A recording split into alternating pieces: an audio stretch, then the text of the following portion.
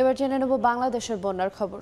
কুমিল্লায় টানা 3 দিনের বৃষ্টির পাশাপাশি ভারতের ত্রিপুরা থেকে ঢলের পানি নামায় বেড়েছে গোমতীর পানি। গতকাল রাত পর্যন্ত পানি বিপদসীমার 50 থেকে 60 সেন্টিমিটার উপরে প্রবাহিত হচ্ছে। এ বিষয়ে আরও জানাতে সরাসরি যুক্ত হচ্ছেন সহকর্মী ইশতিয়াক আহমেদ। যাচ্ছি তার কাছে। ইশতিয়াক, টানা বৃষ্টি এবং ভারত থেকে যে নামা ঢল, সেই নামা ঢলের কারণে কিন্তু গোমতী নদীর যে পানি, সেই পানি কিন্তু একেবারে বিপদ সীমা কিন্তু পার হয়ে গিয়েছে।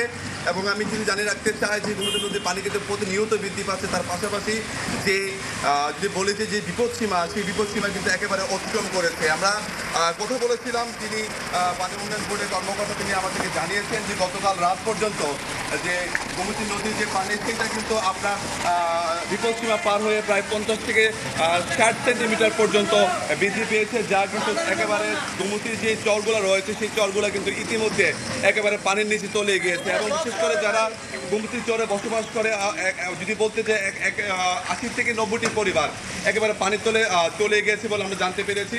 তার পাশাপাশি যদি বলতে যায় যে বিগত 24 ঘন্টায় 188 মিলিমিটার কিন্তু বৃষ্টিপাত হয়েছে বলে আমরা জানতে পেরেছি আবহাওয়া অফিস থেকে। তার পাশাপাশি যে গত 3 দিনের একটানা যে বৃষ্টি হচ্ছে, সেটা কিন্তু 600 মিলিমিটারের বেশি তিনি আমাদেরকে জানিয়েছেন। তবে একটা কিছু জানিয়ে রাখতে চাই যে কুমিল্লা সদর উপজেলার বিভিন্ন গ্রাম এবং বিশেষ করে বুড়িচং উপজেলার যে কিছু গ্রাম রয়েছে, এই গ্রামগুলো কিন্তু একেবারে তলিয়ে গিয়েছে। আমরা দেখেছি একেবারে সরজমিনে গিয়ে আমরা দেখেছি, বিশেষ করে বুড়িচং উপজেলার ময়নামতি ইউনিয়নের যে কিং বাজেহুড়া গ্রামটি, সেখানে প্রায় 400 পরিবার কিন্তু বসবাস করে এবং সেই গ্রামটি কিন্তু গতকাল বিকালবেলা একেবারে তলিয়ে যায় পানিতে এবং 400 পরিবার একেবারে গৃহবন্দী হয়ে যায়।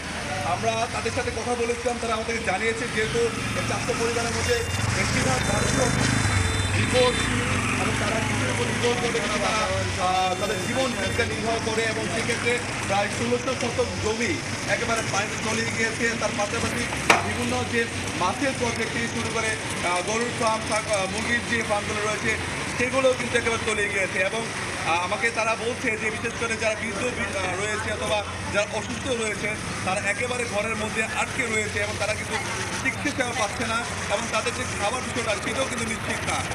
বলতে গেলে যে তারা একেবারে ঘরবন্দি হয়ে আছে এবং পানি কিন্তু নামার কোনো নামে নিচ্ছে না। তার পাশাপাশি যে উপজেলা প্রশাসন থেকে তারা বলছে কোনো ধরনের সহযোগিতা পাচ্ছে না।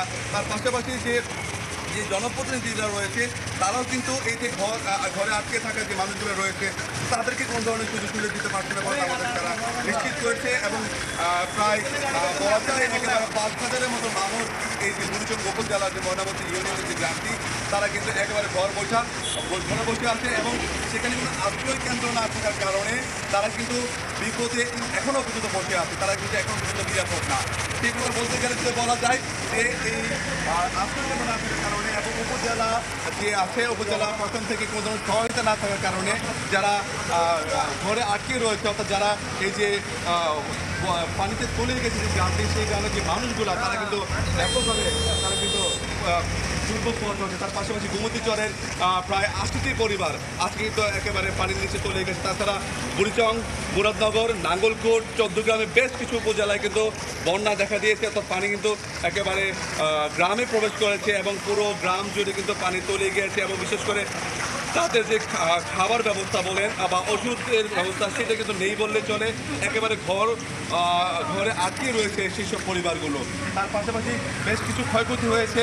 আমরা দেখেছি চৌদ্দগ্রাম উপজেলার যে সেখানে কিন্তু একটি গ্রামের, অর্থাৎ একটি মুরগির ফার্মে প্রায় 500 মুরগি মারা গিয়েছে পানির দিকে, অর্থাৎ সেখানে পানির দিকে যে পানি চলে যাওয়ার কারণে সেখানে যে মুরগিগুলো রয়েছিল, সেই মুরগিগুলো কিন্তু মারা গিয়েছিল বলে আমরা জানতে পেরেছি। অর্থাৎ ব্যাপক পরিমাণ ক্ষয়ক্ষতি কিন্তু পরিণত হয়েছে এবং গোমতী নদীর যে পানি, সে পানি বিপদসীমার অনেকটাই উপরে, সেটা বলছে 50 থেকে 60 সেন্টিমিটার পর্যন্ত বিপদসীমার উপরে দাঁড়িয়েছে এবং পানি বলা যায় একেবারে বাঁধের সাথে ছুঁই অবস্থা এবং যে কোনো সময় বড় ধরনের দুর্ঘটনা করতে পারে বলে আমাদেরকে পানি উন্নয়ন বোর্ড জানিয়েছে। এবং বিশেষ করে যে গোমতী চরের যে বাঁধ, সেই বাঁধও কিন্তু একেবারে নরম হয়ে গিয়েছে বলে আমরা জানতে পেরেছি। তবে বিশেষ করে যারা এলাকাবাসী রয়েছে, যারা সাধারণ মানুষ রয়েছে, গোমতী নদীর বাঁধের সাথে তারা কিন্তু বলছে যে তারা নিজেরাই হচ্ছে এই কাজগুলো হচ্ছে বেড়িবাঁধগুলো হচ্ছে তারা নিজেরাই তারা পুনর্নির্মাণ করছে যাতে করে পানি এলাকায় প্রবেশ করতে না পারে এবং